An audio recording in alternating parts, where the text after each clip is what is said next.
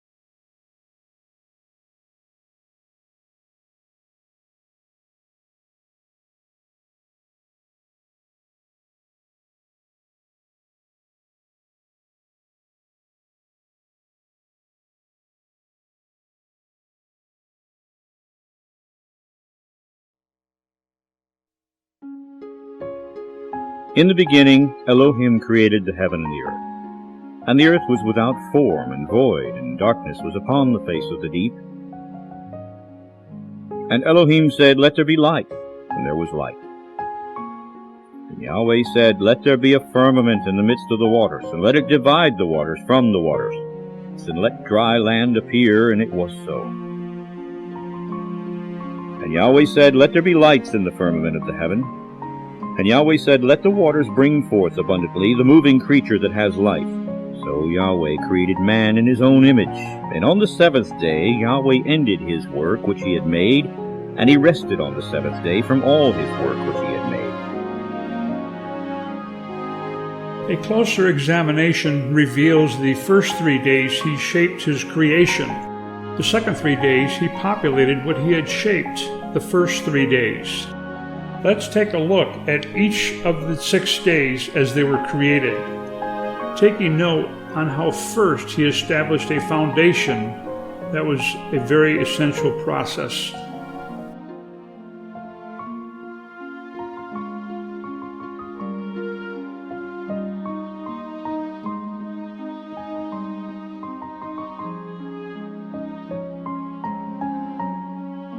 Let's place Adam and Eve on earth on day 1. Where will they dwell? Would this work out? Of course not. This is putting the cart before the horse. There is a reason they were created on the 6th day. They were given a purpose. This purpose had not yet been created. So let's place them where they belong, on the 6th day. Their purpose was to have dominion over all things. Day 1, there was nothing to have dominion over.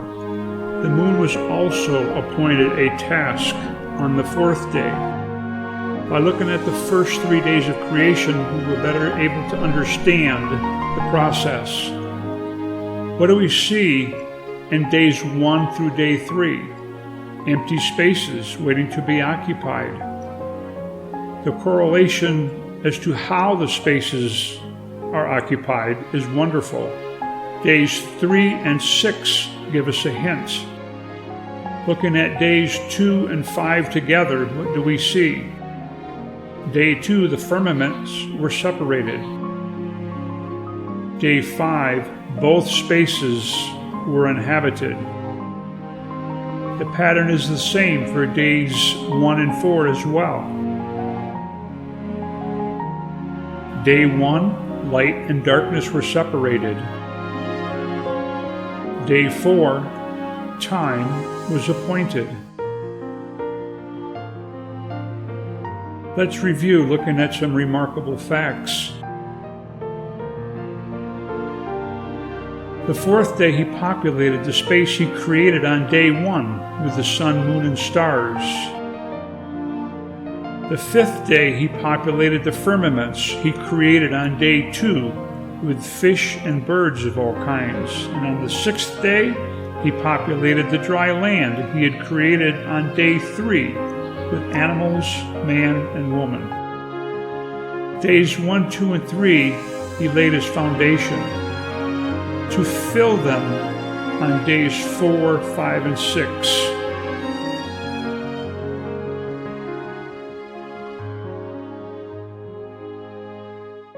Did you notice the only thing that he had created on day 4 was time?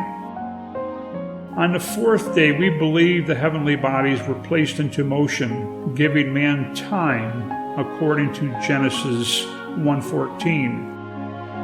Did you also notice that nothing living was created until after time had been established on the 4th day?